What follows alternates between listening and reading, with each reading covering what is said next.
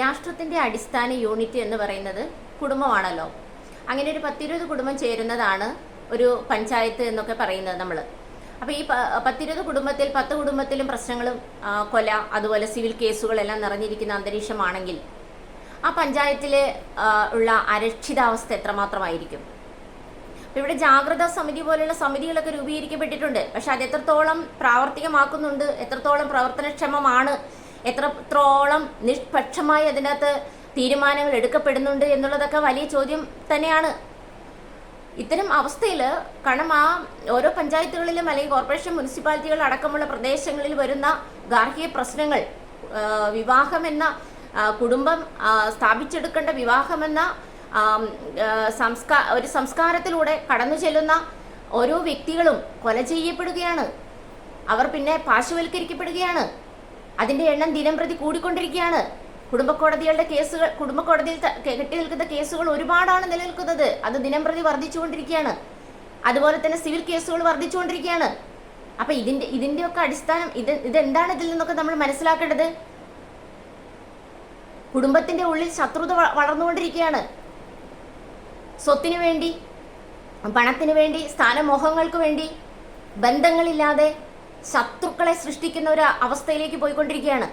അപ്പൊ ഇത്തരം ഒരു സാഹചര്യത്തിൽ നമ്മൾ വളരെയധികം എന്താ പറയാ അധിഷ്ഠിതമായി തന്നെ ഇത് കൈകാര്യം ചെയ്യപ്പെടേണ്ട ഒരു വിഷയമായിട്ട് എത്തി നിൽക്കുകയാണ്. നമ്മുടെ ഇവിടുത്തെ നാടിന്റെ സാംസ്കാരിക മാറ്റം ഓരോ കാലത്തും അതിൻ്റെതായ മാറ്റങ്ങൾ സൃഷ്ടിക്കപ്പെടേണ്ടതുണ്ട്. ആ സാംസ്കാരിക മാറ്റത്തെ നിയമ ഭേദഗതി വരുത്തി നിയമമാക്കി കൊണ്ടുവരേണ്ടതായിട്ടുള്ള ഇവിടുത്തെ നേതൃത്വങ്ങളുടെയും ഭരണതന്ത്രങ്ങളുടെയും അതുപോലെ പ്രവർത്തകരുടെയും ജനങ്ങളുടെയും പൗരന്മാരുടെയും ഉത്തരവാദിത്തമാണ്.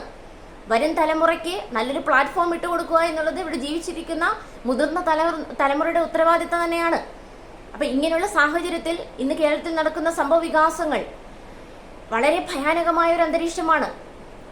കുടുംബത്തിനുള്ളിൽ എന്ത് സംഭവിക്കുന്നു, കെട്ടിക്കിടക്കുന്ന കുടുംബക്കോടതിയിലെ കേസുകൾക്ക് എന്ത് സംഭവിക്കുന്നു, വിവാഹമോചിതരായവർ പിന്നീട് എങ്ങനെ ജീവിക്കുന്നു, അതിലും പിന്നെ ജീവിത പങ്കാളിയെ തെരഞ്ഞെടുത്ത് അവിടെ കുഞ്ഞുങ്ങൾ പീഡിപ്പിക്കപ്പെടുന്നു, കൊല ചെയ്യപ്പെടുന്നു, അവർ തന്നെ കൊല ചെയ്യപ്പെടുന്ന അവസ്ഥയിലേക്കൊക്കെ പോവുകയാണ്. വിവാഹം പ്രോത്സാഹിപ്പിക്കുകയും വിവാഹം അംഗീകരിക്കുകയും കോടതികൾ അത് അംഗീകരിക്കുകയും കോടതികളും വിവാഹമോചനം നേടിക്കൊടുക്കുകയും ഒക്കെ ചെയ്യുന്ന കോടതിയും നിയമം ഉണ്ടായിട്ടും ഈ വിവാഹമോചിതർ പിന്നെ എവിടെ പോകുന്നു, എങ്ങനെ ജീവിക്കുന്നു എന്ന് പോലും ഇവിടെ ആരും നോക്കുന്നില്ല, തിരക്കുന്നില്ല. അങ്ങനെ വരുന്ന ഒരു സിറ്റുവേഷനിൽ അവർ പാർശ്വവൽക്കരിക്കപ്പെടുന്നു. അവരുടെ പല കാര്യങ്ങൾക്ക് വേണ്ടി പലരെയും ആശ്രയിക്കപ്പെടുന്നു. അവിടെ ചതിയിൽപ്പെടുന്നു, കുഞ്ഞുങ്ങൾ ചതിയിൽപ്പെടുന്നു, പങ്കാളികൾ തന്നെ ചതിയിൽപ്പെടുന്നു, സാമ്പത്തികവും ശാരീരികവും മാനസികവുമായി ചൂഷണം ചെയ്യപ്പെടുന്നു, ജീവിക്കാനുള്ള അവകാശം പോലെ ലംഘിക്കപ്പെട്ട് കൊല ചെയ്യപ്പെടുന്നു.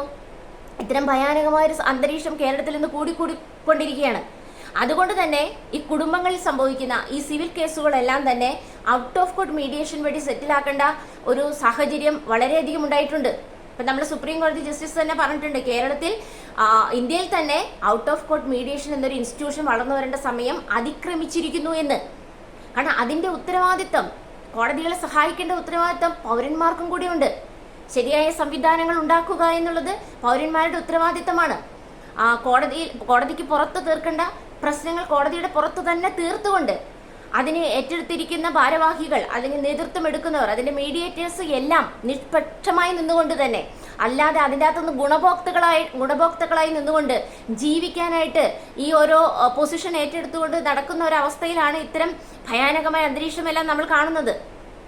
സത്യസന്ധമായി നിൽക്കുന്നവർക്ക്, ശബ്ദമുയർത്തുന്നവരെ തെറ്റായി, അതായത് കള്ളക്കേസിൽ കുടുക്കി ഭീഷണിപ്പെടുത്തി ജയിലിലാക്കും അല്ലെങ്കിൽ പൂട്ടും എന്നൊരു ഭീഷണിയും കൂടി അങ്ങനെ ഉയർത്തിക്കൊണ്ട് നീതിക്ക് വേണ്ടി നിൽക്കുന്നവരെ പോലും അടിച്ചമർത്തുന്ന രീതിയിലുള്ള ഒരു എന്താ പറയാ സൈക്കോ മാനസിക രോഗം ഇന്ന് കേരളത്തെ കാർന്ന് തിന്നുകൊണ്ടിരിക്കുകയാണ്. അതുകൊണ്ട് തന്നെ ജനങ്ങളെല്ലാം ഉണർന്ന് ഇതിനെതിരെ ശബ്ദമുയർത്തുകയും, കാരണം പൗരനാണ് ജനാധിപത്യത്തിന്റെ രാജാവ് എന്ന് പറയുന്നത്, പൗരനാണ് പരമാധികാരി.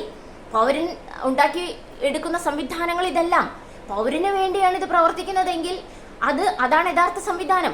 നേരെ മറിച്ച് പൗരന്റെ നീതി നിഷേധത്തിനും സ്വസ്ഥതയോടെയും സമാധാനത്തോടെയും ജീവിക്കാൻ, സ്വതന്ത്രമായും ജീവിക്കാൻ ഭരണഘടന പറഞ്ഞിരിക്കുന്ന ആ അവകാശം നിഷേധിക്കുന്ന തരത്തിലുള്ള സംവിധാനങ്ങളാണെങ്കിൽ പിന്നെ ഇതിനെ കൊണ്ടൊന്നും കാര്യമില്ലല്ലോ.